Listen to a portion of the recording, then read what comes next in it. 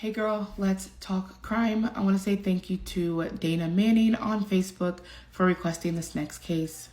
So today we are going to talk about the murder of 16-year-old Kimberly Holton. Kimberly was born on November 4th, 1986 in Delaware. She had a really rough childhood. She often moved from family member to family member due to her mother struggling with addiction. By the time Kimberly was 16 years old, a Dover, Delaware couple, Ronald and Laura, had taken her in. Ronald and Laura did have their own daughter, Heather, and so they just thought that they would become the best of friends. However, they didn't get along very well, and they did often get into it. However, they did have a lot of good times where they would just all enjoy each other's company.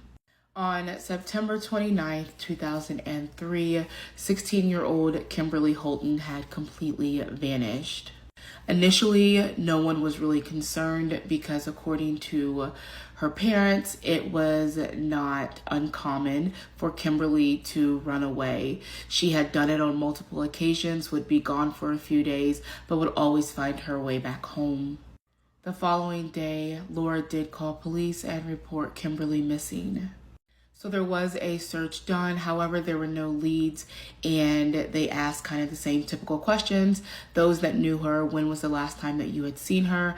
No one had seen Kimberly at all, and even though they were holding on to hope, it was becoming kind of clear that Kimberly may be in trouble. About a week after Kimberly had gone missing, a fisherman and his wife had discovered her decomposing body floating in the Atlantic Ocean. Her ankles had been chained together and her body had been bound by duct tape. So obviously everyone was shocked by this discovery, and Heather said that she had decided to call her boyfriend Jacob to give him the devastating news about Kimberly. So he did not answer. She had left him a voicemail, sent him a few text messages, and that was just kind of odd because he always had his phone.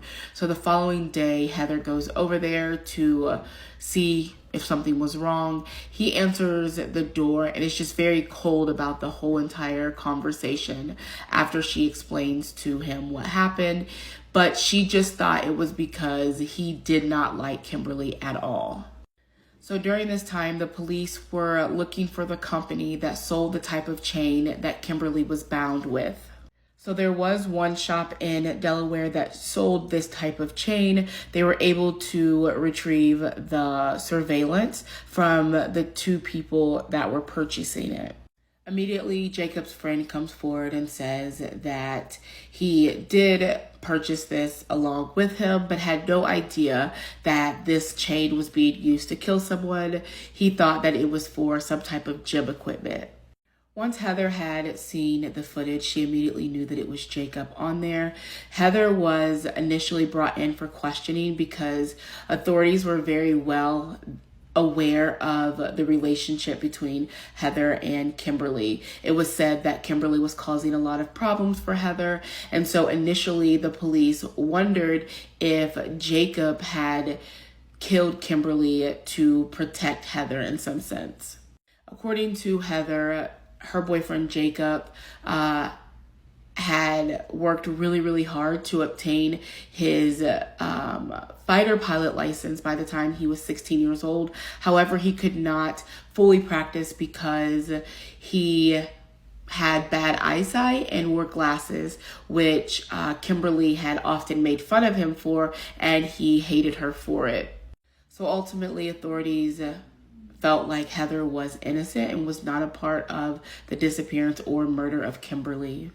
So Jacob was brought in for questioning, and he agreed that it was him on the surveillance buying the chain, but he did say that it was for gym equipment, and he was ultimately released.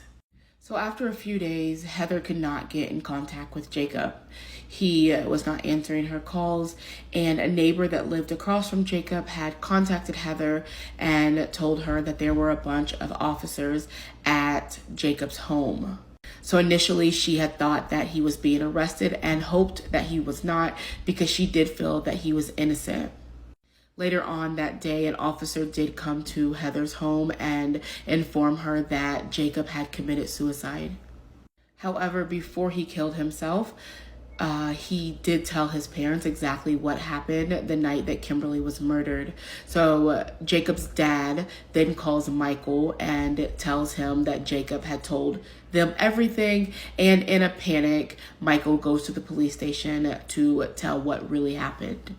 According to Michael, the night that she went missing, he had drove to pick her up and brought her back to a hotel where Jacob was already waiting.